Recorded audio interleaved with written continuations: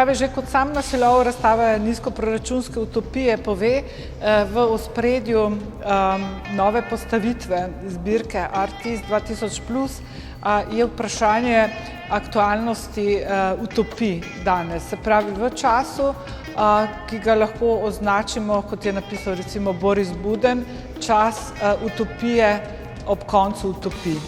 Se pravi, da se v času zdaj že skoraj 30 let sprašujemo, se pravi, po razpadu socializma, po razpadu nekaterih drugih držav, ne samo Jugoslavije, in začetku pospešenih procesov globalizacije, ki jo seveda spremlja neoliberalni globalni kapitalizem.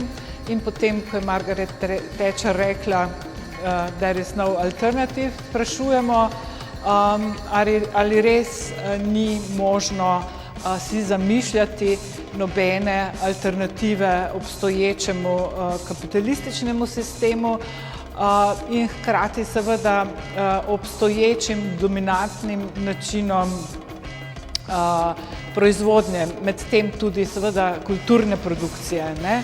In ker je razstava Nizkoproračunske utopije posvečena prav zbirki, se pravi muzeju, razmišlja tudi o tem, kako lahko v muzeju si zamišljamo neke druge načine kulturne produkcije. In seveda gre tukaj za razmislek o alternativi temu, kar je še zlasti na zahodu, v zahodnih muzejih značilno, komercializaciji, se pravi pritisku po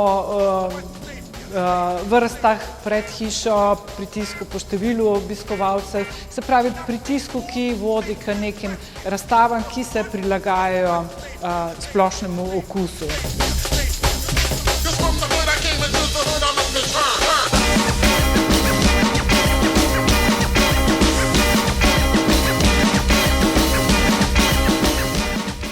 Tako da se mi sprašujemo ne samo to, kako je možno razmišljati o drugačnem modelu muzeja glede na to, kar sem ravnokar povedala, ampak tudi glede na to, v kakšnih pogojih dela mi delamo. Se pravi, da če rečemo, da na zahodu obstaja pač ta pritisk komercializacije, pri nas pač o tem lahko malo manj govorimo, ker pri nas pestijo v bistvu čisto osnovni problemi delovanja. Se pravi, da je glede na zelo nizke proračune pri nas sploh težko delovati.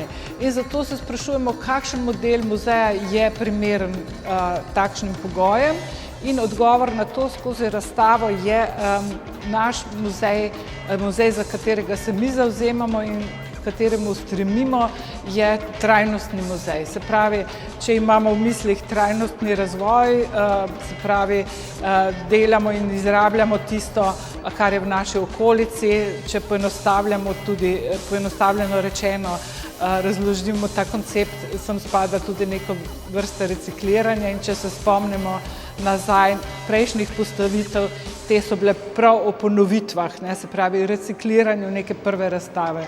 Seveda pri ponovitvah ne gre nikoli za neko enostavno ponovitev, ampak vedno za neke nove vsebine, ne.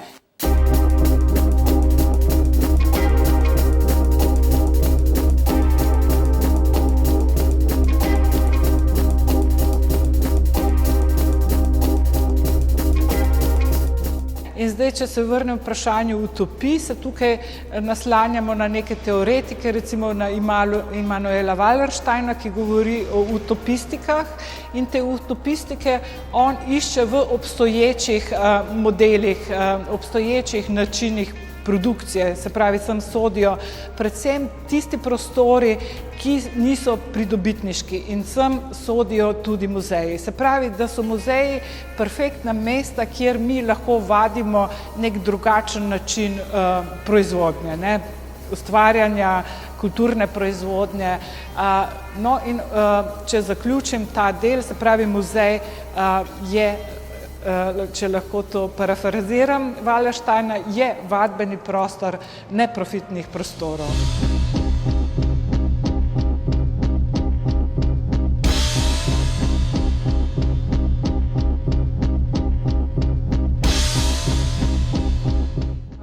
imamo drugo vprašanje, ki se povezuje z utopijami, in to je vprašanje, kaj je značilno za utopije v določenem kontekstu. Se pravi, da je vsaka utopija, ki poskuša preseči omejitve nekega prostora, ne?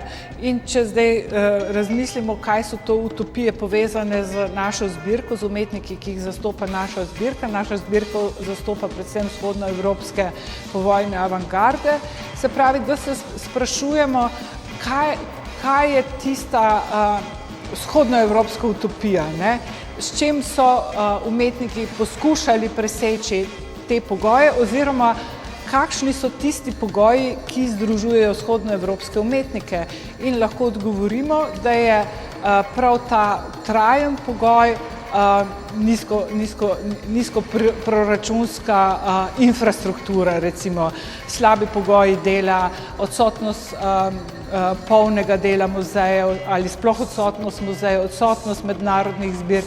In vse to seveda botruje zamišljanju drugačnih svetov, tako umetnikov, kot tudi nas, ki delamo v muzeju sodobne umetnosti na Metelkovi.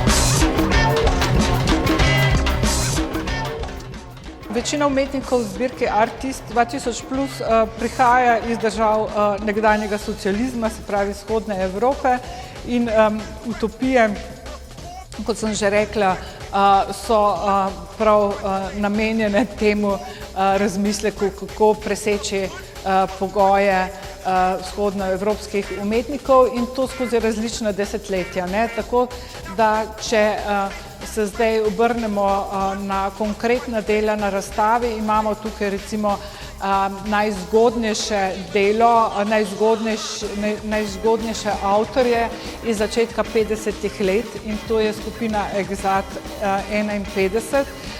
Skupina Exat 51 je predlagala v času, ki je bil že zrel, da se poslovimo od socialističnega realizma, je predlagala novo umetnost za novo družbo. Se pravi, to je recimo temu ta utopični moment, ko si neka umetniška skupina zamišlja, da družba v začetku 50 let, recimo, da so ljudje še verjeli v socializem, verjeli so v ta novi model, in umetniki so tudi delili ta entuziazem in so naivno mogoče mislili, da je prav abstraktna umetnost tista umetnost, ki je primerna za socializem, ne? In potem je na vrsti recimo skupina Gorgona iz 60. let, ki se že malce kopira temu dominantnemu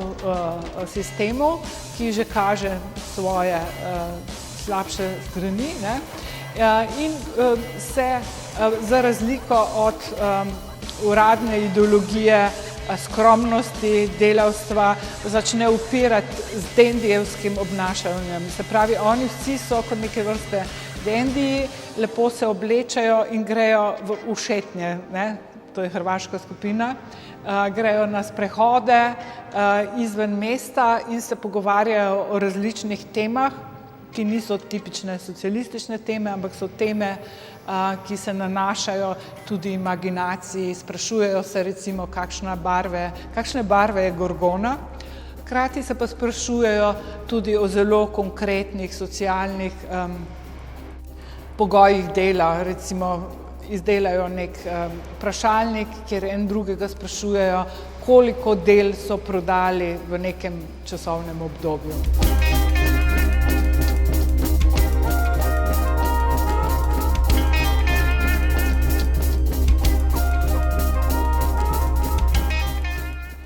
No, potem so seveda na razstavi utopije različni oddelki, ki jim rečemo ambienti.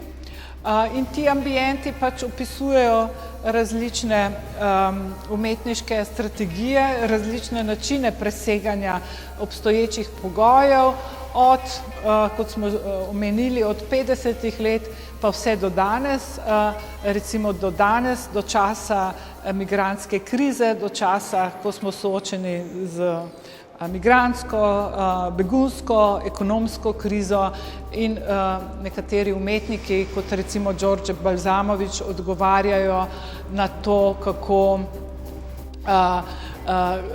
kako je pomembno skozi umetniška dela registrirati osebne izkušnje beguncev.